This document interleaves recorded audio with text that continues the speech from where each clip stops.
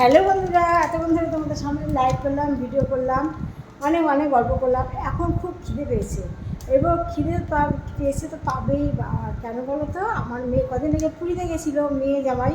তা সেখান থেকে আমি বলে দিয়েছি আমার জন্য 2 কিলো গজা নিয়ে আসছে। তা ও নিয়ে এসছে 3 কিলো, 4 কিলো গজা নিয়ে এসছে।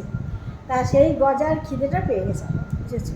সেই গজাগুলো দেখাই, এখনও একটা প্যাকেট ভেঙে সবাইকে দেওয়া হয়ে গেছে আর শেষ হয়ে গেছে। আরও এই দেখো 2খানা প্যাকেট 1 কিলো করে, এটা হচ্ছে 700 টাকা করে দাম। এই গজাটা হেভি সুন্দর খেতে, হেভি সুন্দর। দেখাই তোমাদের তো খাওয়াতে পারবো না, যদি কাছে কেউ থাকতে বন্ধুরা চলে আসো, সবাইকে খাওয়াবো। এই যে গজাটা দেখছো না, হেভি সুন্দর, 700 টাকা করে খেতে, দেখতে দাম দারুণ দারুণ। দেখাই তোমাদের, দেখো। আর এই দেখো 2 প্যাকেট দেখালাম, এই একটা লাল, একটা জিনিস দেখালাম না, দুবার ভেবো না।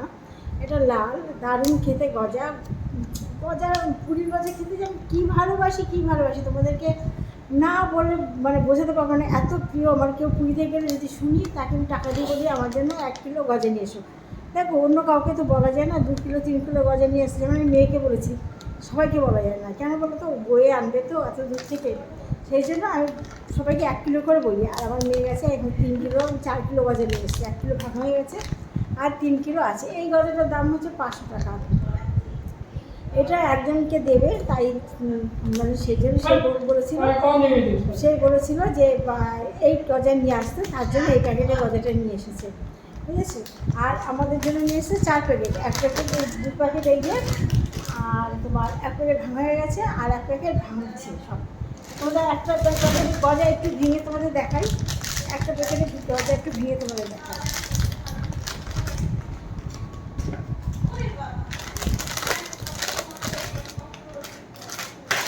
এত খাস্তা, এত নরম, পুরো ঘি দিয়ে ভাজে, জানো, পুরো মুখে দিলে গলে যায়, এত সুন্দর। মানে কাটলাম তোমার সামনে।